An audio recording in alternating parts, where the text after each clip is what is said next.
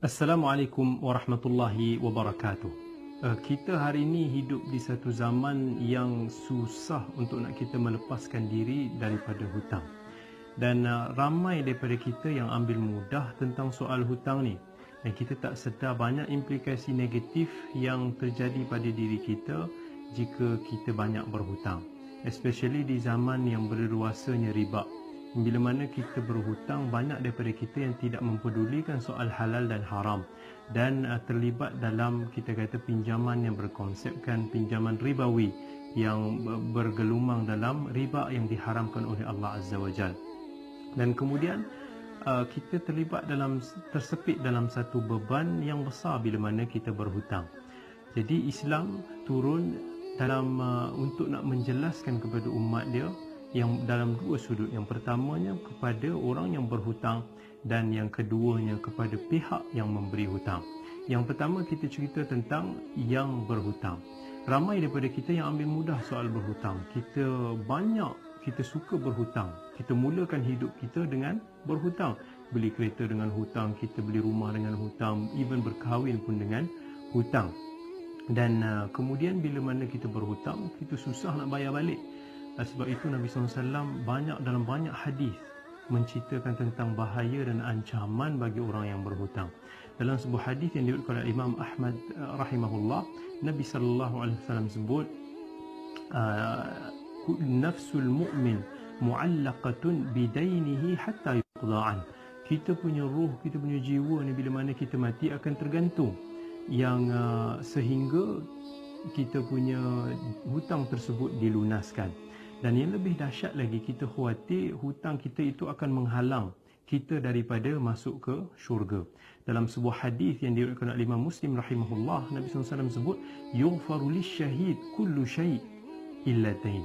Orang yang mati syahid sekalipun diampunkan semua dosanya kecuali hutang. Kerana hutang adalah hak manusia yang kalau kita mati sebelum kita lunaskan, ia seolah-olah kita mengambil hak orang lain ataupun kita menzalimi haknya. Dalam sebuah hadis lagi ni oleh Imam Ahmad, Nabi SAW satu ketika dalam keadaan yang bermuram durja kerana seolah-olah satu wahyu turun. Nabi melihat ke langit, Nabi tundukkan pandangan sampai sahabat tanya kepada Nabi SAW, mat tashdidul ladzi nazal, apakah kesusahan beban yang kami lihat turun kepada kamu ya Rasulullah? Maka Nabi SAW sebut fiddain, iaitu berkaitan dengan urusan hutang. Namun Nabi SAW sebut, kalau ada seseorang itu qutila, law anna rajulan qutila fi sabilillah, kalau ada seorang itu mati di jalan Allah, mati syahid, kemudian Allah hidupkan dia dan dia mati syahid lagi, dia hidupkan lagi, dia mati syahid, dia hidup, dia mati syahid lagi, Nabi SAW kata dia mungkin tak dapat masuk syurga kerana hutang dia. Maka jangan kita buat main dengan urusan hutang ini. Nabi SAW nak tunjukkan betapa besarnya, betapa beratnya orang-orang yang meremehkan soal hutang. Nabi kalau ada jenazah yang dibawa kepada dia dan tahu dalam keadaan dia berhutang, Nabi tak mau solatkan dia. Nabi suruh sahabat lain yang solatkan. Dalam hadis riwayat Muslim pun ada menceritakan perkara tersebut. Kalau ada jenazah datang pada Nabi, Nabi akan tanya dia ni ada hutang atau tak. Kalau ada yang ditinggalkan harta untuk nak melunaskan hutang dia, ataupun ada orang lain nak lunaskan dia punya hutang, Nabi SAW akan solatkan dia. Sebaliknya, Nabi SAW tak mau solatkan dia dan suruh sahabat lain yang solatkan. Dalam kisah Abi Qatadah, pernah seorang lelaki datang di jenazah dibawa berjumpa dengan Nabi SAW. Bila Nabi SAW tanya dia ada hutang, sahabat kata ada. Berapa banyak hutang dia? 2 dinar. Nabi mula kata tak apa, kamu solatkan je untuk dia. Nabi tak mau salat untuk dia. Sampai Abu Qatadah kata tak apa, aku yang akan lunaskan hutang 2 dinar tersebut. Baru Nabi SAW datang salatkan jenazah tersebut. Hutang ni jangan kita terlibat banyak dan jangan kita ambil mudah, tak mau bayar. Nabi SAW banyak doa untuk nak dihindarkan daripada hutang. Dalam hadis riwayat Bukhari, Nabi SAW selalu berdoa kepada Allah, Allahumma inna na'udzubika min ghalabati daini wa qahri rijal. Ya Allah, jauhkanlah aku daripada beban hutang yang sukar untuk nak kita bayar. Kenapa Nabi SAW banyak berdoa tersebut? Dalam hadis riwayat Bukhari yang lain, sahabat tanya kepada Nabi, kami melihat kamu banyak berdoa tentang untuk dihindarkan daripada hutang. Mengapa ya Rasulullah? Nabi SAW sebut, kerana kalau seseorang itu berhutang, idza haddatha fakadzab wa idza wa'ada fa akhlaf. Kerana orang yang dah banyak berhutang ni, dia akan dia akan belajar untuk nak menipu. Bila dia berbicara, dia berdusta. Bila mana dia berjanji, dia memungkiri. Itu kita tengok sikap yang banyak orang-orang yang berhutang ni ada sikap tersebut.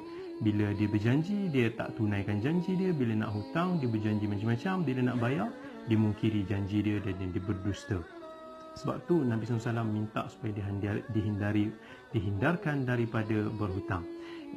Bagi orang yang memberi, pihak yang memberi hutang pula, macam mana Islam mendidik mereka supaya bertolak ansur dan beri ruang untuk pihak yang berhutang tersebut untuk nak menjelaskan, melunaskan hutang ni. Jangan kita push, jangan kita paksa sangat, kita tidak ambil kira condition ni, sebab orang yang berhutang ni macam-macam situasi. Ada yang jenis dah mampu bayar, dia tak mau bayar. Tapi ada yang nak bayar tapi dia belum mampu bayar.